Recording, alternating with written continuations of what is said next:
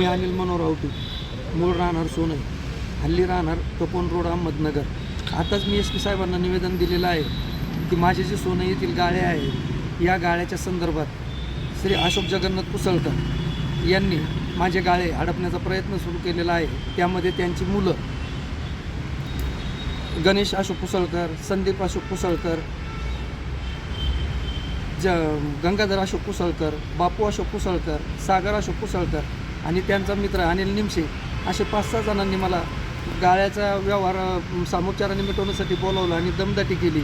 आणि तुला आम्ही गाळे देणार नाही, तू पुन्हा इकडे येऊ नको, दमदाटी करून मला जीवे मारण्याची धमकी दिली. माझ्याकडे बंदूक असल्याची वल्गना केली आणि त्या बंदुकीने तुला संपून टाकील अशा प्रकारची भाषा वापरली. आणि यामुळे माझ्या जीविताला धोका निर्माण झालेला असल्यामुळे मी आत्ताच SP साहेबांना निवेदन दिलेलं आहे की मला माझ्या गाळ्याच्या संदर्भात न्याय मिळावा. आणि न्याय न मिळाल्यास मी दिनांक 8/8/2024 रोजी सकाळी 11:45 वाजता आधी SP कार्यालयासमोर आत्मदहन करण्याचा इशारा या निवेदनातून मी दिलेला आहे. तरी मला माझ्या गाळ्याच्या संदर्भात योग्य तो न्याय मिळावा आणि सोनई पोलीस स्टेशनकडून या संदर्भात योग्य ती कारवाई व्हावी अशी मी या निवेदनात विनंती केलेली आहे.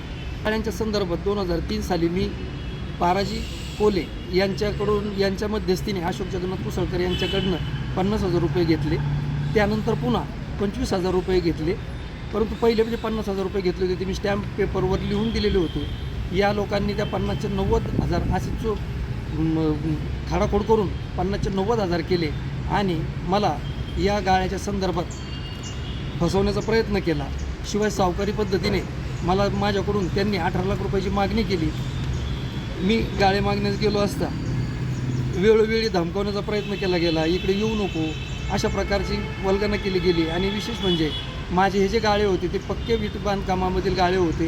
हे सगळे गाळे त्यांनी जमीनदोस्त करून त्या ठिकाणी पत्र्याचा शेड उभारून मिठाईचा व्यवसाय सुरू केलेला आहे. तरी मला या संदर्भात न्याय मिळावा आणि तो न्याय मिळण्यासाठी मी आताच निवेदन दिलेलं आहे.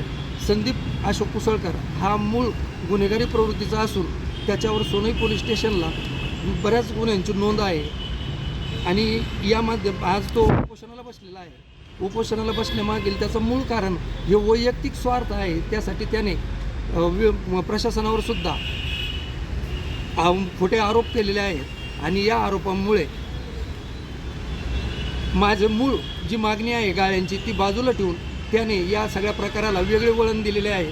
आणि त्यामुळे त्या गुंड प्रवृत्तीच्या संदीप अशोक कुसळकर यांना योग्य ती कारवाई त्यांच्यावर करून मला योग्य न्याय मिळवून देण्यात यावा अशी विनंती आहे.